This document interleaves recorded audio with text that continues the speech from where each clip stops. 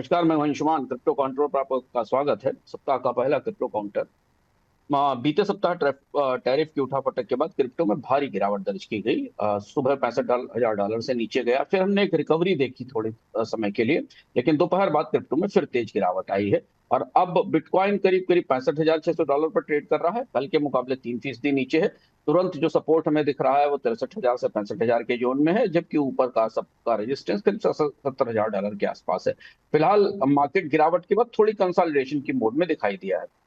Ethereum $1880 पर है, सुबह के मुकाबले 4% नीचे। सुबह यहाँ भी थोड़ी रिकवरी दिखाई दी थी, लेकिन अब $1,600 का सपोर्ट दिख रहा है और $2,000 के आसपास रेजिस्टेंस है। ईटीएफ की उम्मीदें और लेयर 2 की कहानी के बावजूद दबाव कायम है। सोलाना करीब 78 से $79 पर ट्रेड कर रहा है।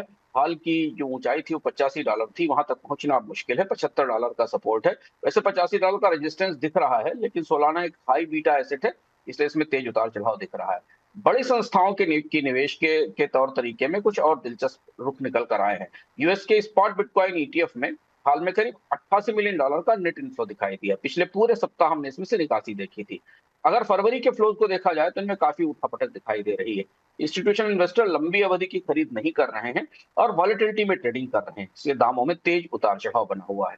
नियामकों की तरफ से ईयू के में माइका के नियम अब पूरी तरह लागू हो गए हैं। करीब 120 से ज्यादा क्रिप्टो कंपनियां लाइसेंस के लिए अप्लाई कर चुकी हैं। कंप्लायंस का खर्च 20 लाख यूरो तक पहुंच रहा है। छोटे एक्सचेंजेस बाहर हो रहे हैं।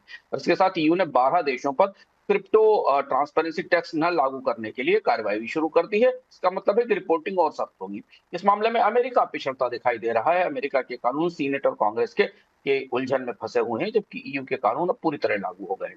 एक्सचेंजेस से एक बड़ी खबर बिटकॉइन की तरफ से बिटकॉइन माइनर बिटडीर की तरफ से आई। बिटडीर ने अपनी सारी बिटकॉइन होल्डिंग्स बेच दी हैं और इसके साथ $300 मिलियन का कन्वर्टेबल नोट भी रेज किया है। क्यों ऐसा हुआ, इसको हम क्रिप्टो विजडम में विस्तार से समझेंगे।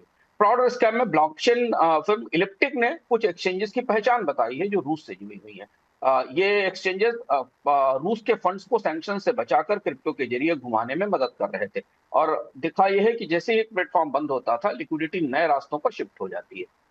जियोपॉलिटिकल रिस्क क्रिप्टो के साथ अभी भी जुड़ा हुआ है। रिटेल के मैट्रिक्स में देखें, अगर रिटेल सेंटीमेंट में, तो ईटीएफ आउटफ्लोज और माइनर सेलिंग के और ईयू रेगुलेशन के दबाव के कारण अब सेंटीमेंट थोड़ा सेल ऑन रैलीज पर की तरफ चला गया है, यानी तेजी के समय बिकवाली वाला। हालांकि प्रोडिक्शन मार्केट्स क्रिप्टो के साल के अंत तक ऊंचे दाम दिखा रहे हैं, लेकिन अनिश्चितता काफी ज्यादा है। रिटेल और प्रोफेशनल दोनों ही असमंजस में दिख रहे हैं।